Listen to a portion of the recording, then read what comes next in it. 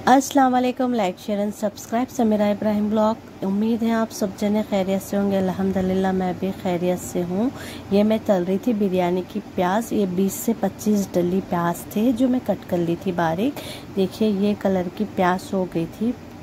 प्याज फ्राई कर रही थी। प्याज फ्राई करते करते पूरा फाइनली फ्राई हो गई थी। निकाल ली थी। देखिए प्याज को निकालने के बाद में एक बॉल मतलब एक प्लेट में प्याज निकाल दी, सूखने के लिए रख दी थी उसको। और ये 10 किलो चिकन था, तो मैं बिरयानी बना रही थी आज। तो ये चिकन था 10 किलो, वॉश करके रख ली थी मैं इसको अच्छे से। वॉश करने के बाद में ये खड़े मसाले थे और मसाले वाली मिर्ची थी 2 चम्मच, इतने 4 चम्मच मिर्ची थी। और ये 10 चमचे अदरक लहसुन का पेस्ट था, 2 चमचे हल्दी थी ये। और ये 1 किलो हरी मिर्ची थी जो मैं नमक डालकर पीस के रखी थी। नमक और थोड़ा करियापक डाल के पीस के रखी थी इसको। और ये 1.5 किलो दही था, 1.5 किलो दही था जो मैं मैरिनेशन कर रही थी बिरयानी के लिए, मैरिनेशन करने के लिए। और इसको अच्छे से दही को पूरा निकाल के करके इसको अच्छे से मैरिनेशन करने का था। देखिए मेरे को, मैं हाथ से ही करी थी क्योंकि जितना हाथ से करे ना उतना जायका आता, चम्मच से करे तो नहीं आता। उसके लिए मैं हाथ से मिक्स कर रही थी इसको। हाथ से मिक्स करने के बाद में इसके अंदर अच्छे से मिक्स कर रही थी। देखिए ये मिक्स हो रहा था। इसके अंदर तेज़ पत्ता वगैरह भी डाली थी मैं। फिर इसको ना मतलब कोयले का धुआं भी देने का था जो मैं धुआं दे रही थी इसको। ये कोयला भी हमारा गर्म हो गया था।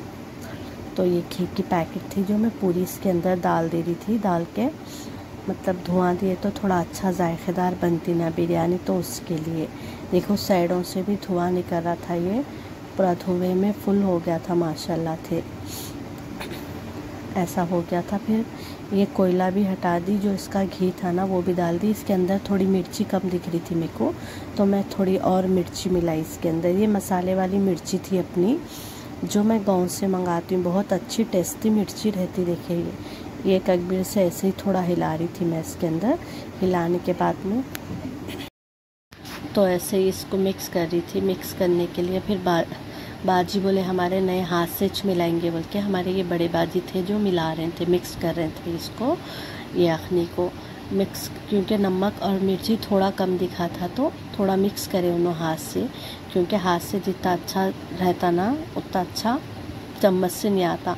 फिर ये तेल था जो गरम करके रखी थी मैं प्याज का। और ये कोतमीर थी, पुदीना था, कोतमीर और पुदीना भी था। ये साथ साथ कोतमीर पुदीना भी डाल दिए थे। डाल के इसको अभी साइड करके रख देने का था, मतलब साइड में करके रख देना था।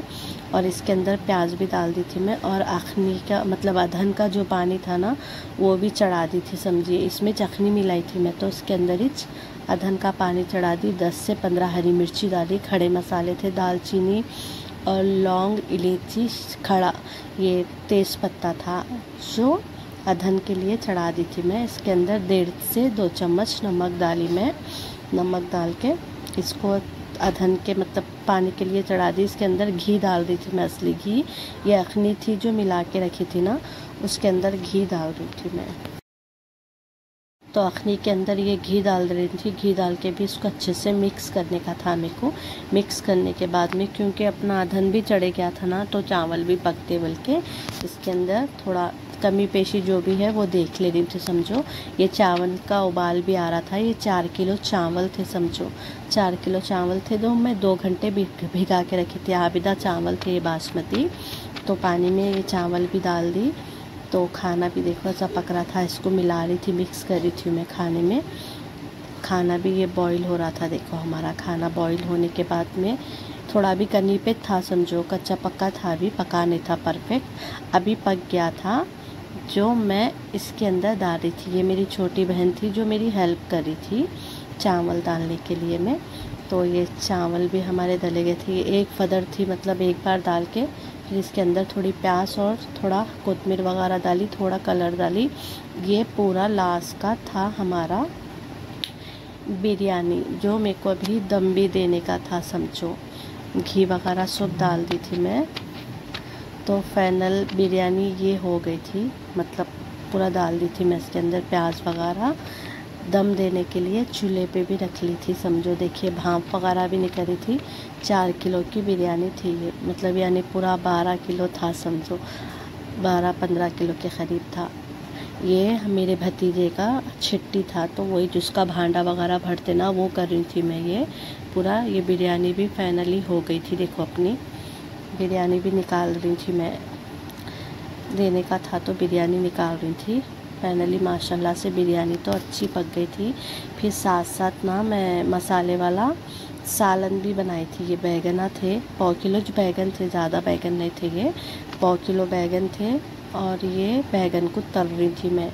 बाजी कट करके दिए थे मेरे को बीच में से हमारे, मतलब ये बैगनों को कट करना पड़ता ना, तो बीच में से कट करके वगैरह दिए थे। और ये फल्ली तिल खोपरा था जो ग्राइंडर में पीस रहे थे।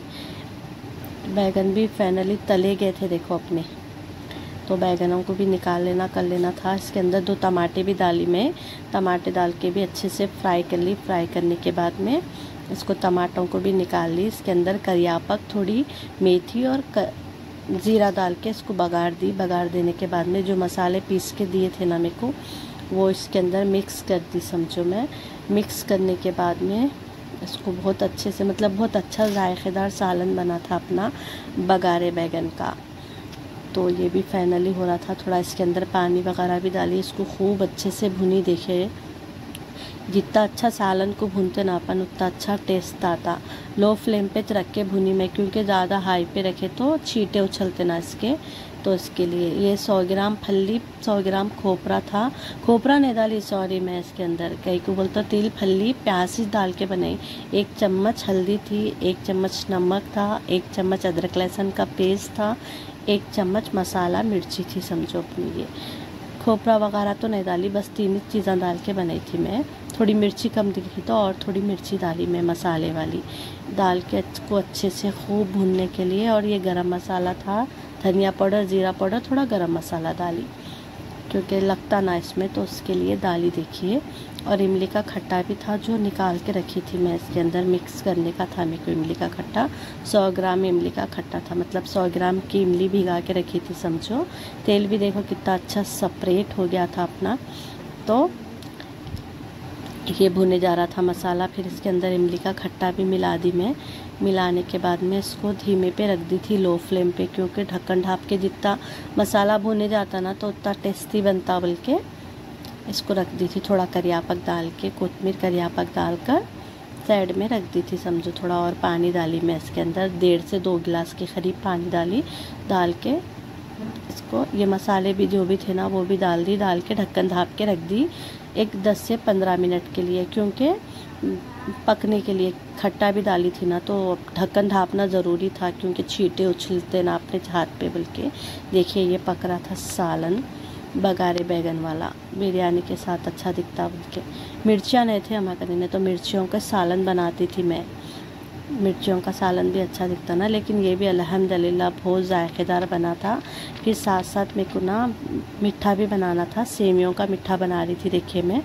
तो भगोना भी गर्म हो गया था, इसके अंदर घी और इलायची डाली थी मैं। घी है, 4-5 इलायची डाली, डाल के इसको अच्छे से मतलब गरम कर ली। इलायची को अच्छा तल लेके फिर इसके अंदर मैं शक्कर डाली थी। शक्कर एक आधा किलो के करीब शक्कर डाली, क्योंकि सेमिया भी आधा किलो के ऊपर ही थे, 3 पाव सेमिया थे समझो, तो आधा किलो के करीब शक्कर डाली। शक्कर डाल के इसको अच्छे से मिक्स करी मैं। थोड़ा शक्कर के अंदर पानी डाली थी, क्योंकि शक्कर घुलना, बोल के थोड़ा पानी डाल के अच्छे से घुलाई शक्कर को। घुलने के बाद में ये खूब पकी, जितना पकती ना उतना मतलब शीरा आता इसके अंदर, मतलब क्या बोलते उसको, तार के जैसा आता, तो वो बना रही थी समझो इसको। ये अच्छे से मिक्स हो गई थी, शक्कर भी अपनी शक्कर पके जा रही थी। शक्कर पक, ये खुशबू बहुत अच्छी आ रही थी, क्योंकि अपन इलायची डाले थे ना, तो उसके लिए खुशबू बहुत अच्छी ज़बरदस्त आ रही थी। ऐसा पकना देखिए, पके तो थोड़ा शक्कर पक गई तो शक्कर की कच्ची बू भी नहीं आती, इतना अच्छा पकाना इसको। शक्कर का पानी भी अच्छे से पक रहा था। फिर इसके अंदर मैं सेमिया डाली, सेमिया भी डाल के अच्छे से पकाई समझो इसको मैं। सेमियों को नीचे ऊपर मिक्स करने का था, 3 पाव सेमिया थे ये अपने, तो इसको भी अच्छे से मिक्स करी। मिक्स करने के बाद में मैं इसके अंदर ½ लीटर दूध था जो मिक्स कर दी, मलाईदार दूध था समझो अच्छा वाला। तो इसके अंदर मिक्स करके इसको अच्छे से हिलाना था, नीचे ऊपर करने का था। तो फिर इसको अच्छे से मिक्स कर दिया। और ये खोवा था, 1.5 किलो खोवा था ये, जो मैं पानी के अंदर डाल के मिक्स करके इसको मिला दी समझो, खोवा डाल के।